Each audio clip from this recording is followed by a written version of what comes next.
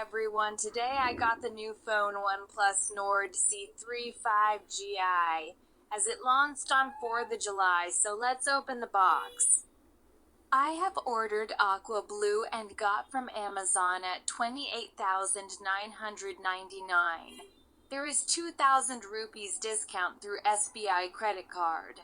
Company has offered 80W adapter with cable cord and nice blue cover for my phone, which is super nice as it's 12GB.